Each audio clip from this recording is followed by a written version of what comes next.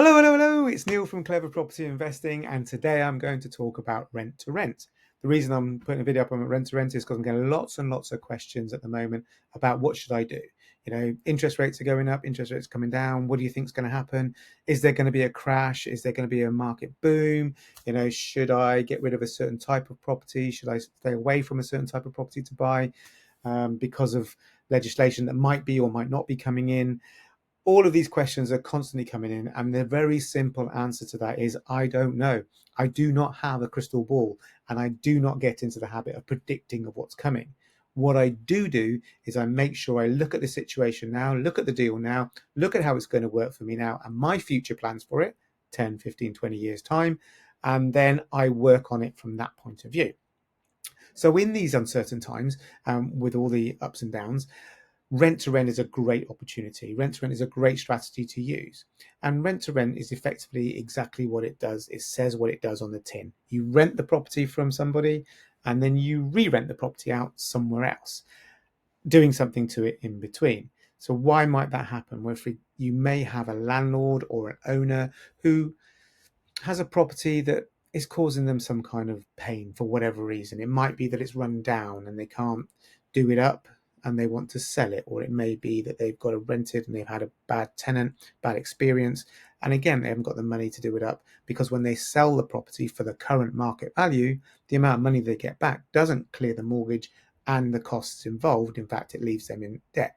So this is where you could come in and you could provide a solution to them.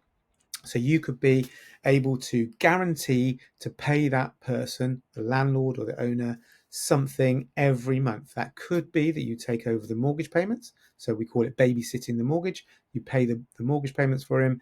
You then manage the property, take away all the stress of dealing with tenants, and you may need to do some work to the property as well.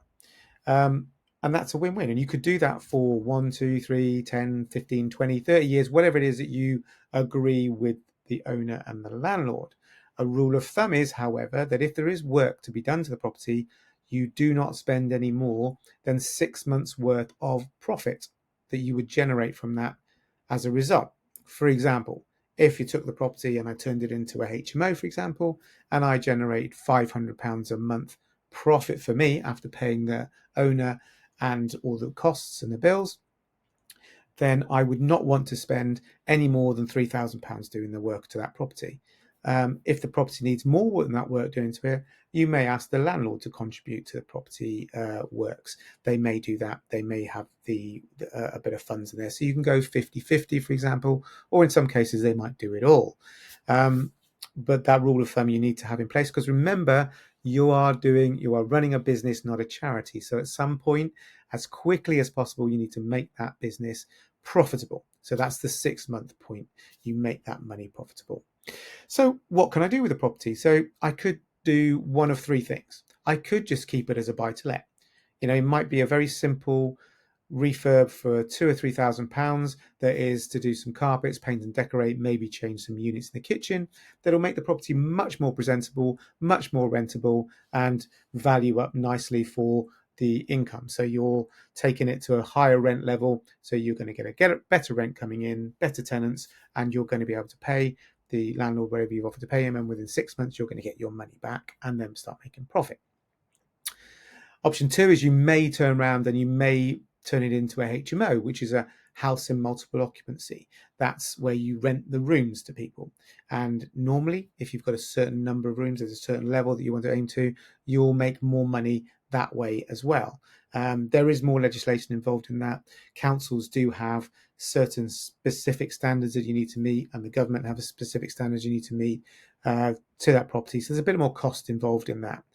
And thirdly, you could possibly turn it into something called serviced accommodation, which is Airbnb type scenario, booking.com, or to a company that has people that work in the area, maybe Monday to Friday.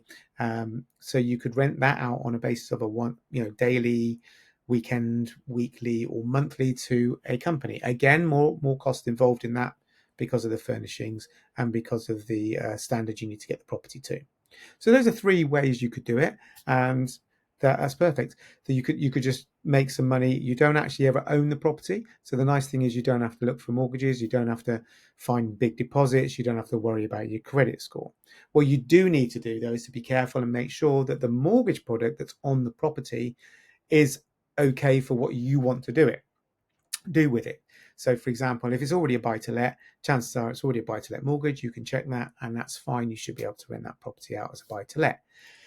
Some buy-to-let products don't like you to make it into a serviced accommodation unit. So there may be caveats in there that you can rent it as a serviced accommodation unit for 6-12 weeks of the year, but no more. So you would need to negotiate with the mortgage company or change the mortgage possibly product that's on there. Or you may have a HMO product to make it into a HMO. So those are a few things that you can consider, and those are a few great reasons why you can get into rent to rent. Now, if you want to know more, you want to have a chat with me, there's my website, or you can go and have a chat to me up over here, I think it is, and click the button, book in a 15-minute call with me, and we'll see if I can help you in some way. It's been Neil from Clever Property Investing. I look forward to speaking to you.